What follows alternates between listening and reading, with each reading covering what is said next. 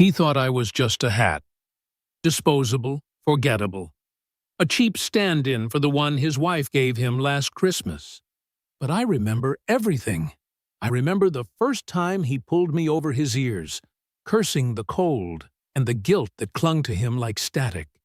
I remember the way his hands shook when he rang the doorbell of the first woman's apartment, how he stuffed me into his pocket so she wouldn't see the stray blonde hair I'd picked up from his wife's pillow.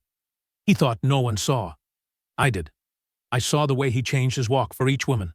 With the first, he swaggered, tried to look younger. With the second, he slouched, tried to look harmless.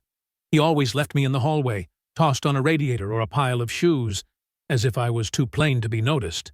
But I noticed everything.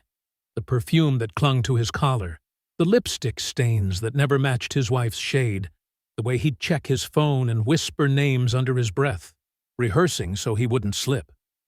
One night, he was in such a hurry. Maybe he was late for one, or early for the other, I never knew. He left me behind. Not in his car, not at home, but in the cramped entryway of the second woman's apartment. I waited, expecting him to come back. He didn't. Instead, a man I'd never seen before picked me up, sniffed me, frowned. He wore me out into the night, and I realized, with a jolt, that this was her husband. Now I was on the other side of the story. I heard his phone calls, the way his voice cracked when he asked, "Are you home?" I felt the heat of his anger, the cold of his silence. He wore me to the bar, to the park, to the place where he finally confronted her. I was there when she lied, when she cried, when she begged. I was there when he left, slamming the door so hard I thought my seams would split. I thought that was the end. But it wasn't. A week later, I found myself in a donation bin, tossed in with scarves and mittens that smelled of other people's secrets. I waited, half hoping, half dreading, to see who would find me next. It was a homeless man, shivering, grateful, who pulled me on and smiled. For the first time, I felt warmth that wasn't borrowed or stolen.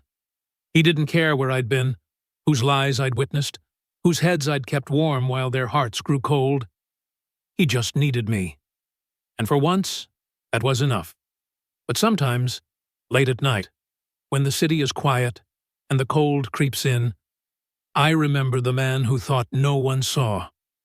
I remember the women, the secrets, the way love can unravel with a single careless gesture. I wonder if he ever thinks of me, the hat he lost on the night everything changed. I wonder if he knows that I saw it all, and that I'll never forget.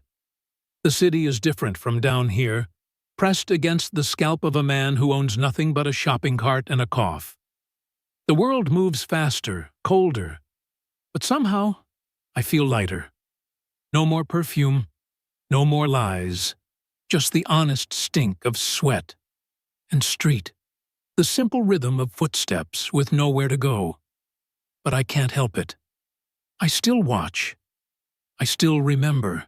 One morning, as my new owner rummages through a trash bin behind a bakery, I spot him, the man who used to wear me, the one with the secrets. He's walking fast, head down, hands jammed in his pockets. He looks older, thinner, as if the winter has gnawed at him from the inside. He passes by without seeing me, but I see him. I see the way he flinches at the sound of a woman's laughter, the way he checks his phone and then shoves it away, as if the world on the other end is too heavy to hold. I want to shout, to call out, to remind him, I'm still here. I remember you. I remember everything. But I am just a hat.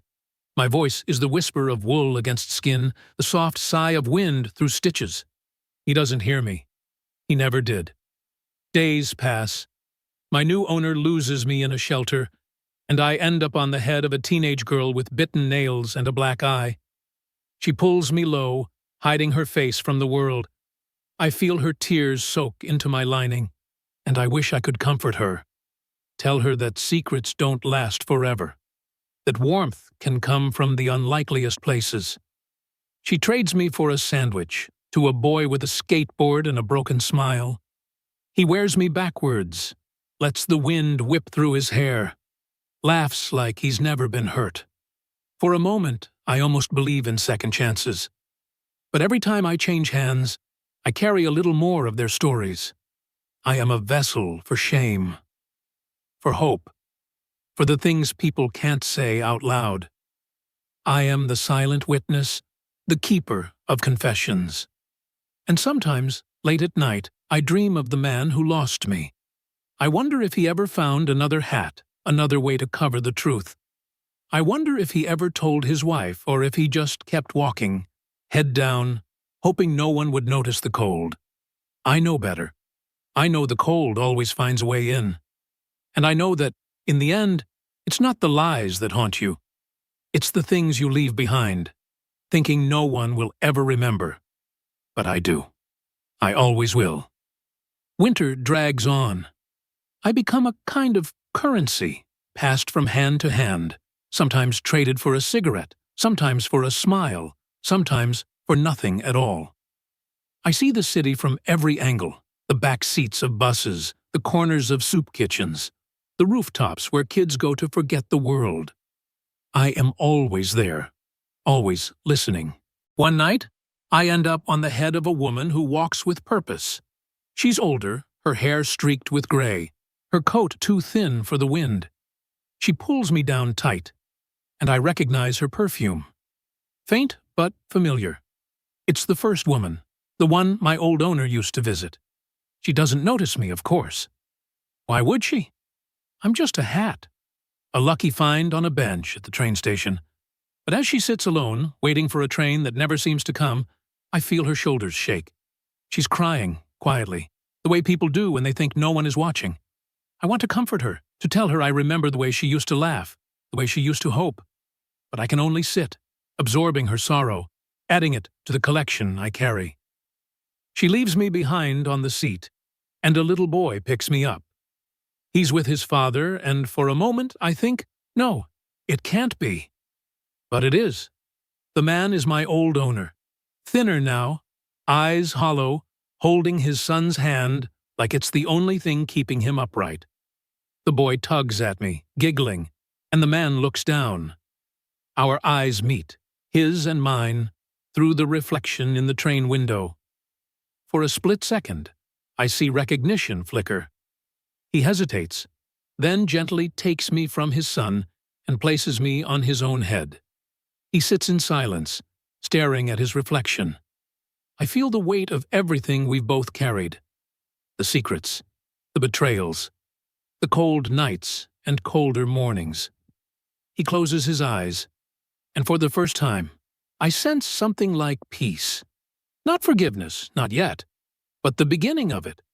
Maybe he's tired of running. Maybe he's ready to remember. The train lurches forward. The boy laughs. The man smiles, a real, tired smile. I rest on his head, warm and steady, and for a moment, I am not just a witness. I am a part of something being rebuilt, stitch by stitch. Maybe that's all any of us can hope for, to be picked up, dusted off, and given another chance to keep someone warm, even if it's just for one more winter. The train rattles on, and I sit quietly atop his head, feeling the gentle weight of his son leaning against his arm. The city blurs by outside, all its secrets and heartbreaks, and second chances flickering in the glass. For the first time in a long while, I don't feel lost. I don't feel like a mistake or a burden or a silent accomplice. I am just a hat. But I am also a witness, a survivor, a thread in the fabric of these tangled lives. I have seen love twisted and broken, watched it stitched back together in the cold light of regret. I have carried the scent of betrayal, the salt of tears, the warmth of forgiveness, however fragile. As the train slows, the man stands, lifting his son into his arms. He hesitates, then pulls me down, smoothing my seams with a tenderness I never knew he had. He places me on his son's head, and the boy grins, tugging me low over his ears. The man meets my gaze in the window one last time, and I see it, not shame, not sorrow, but something softer. Maybe hope. They step onto the platform, disappearing into the crowd. I ride along, snug and safe, the world bright and cold and full of possibility. I don't know where we're going or what comes next, but for now, I am exactly where I need to be. And that, I think, is enough.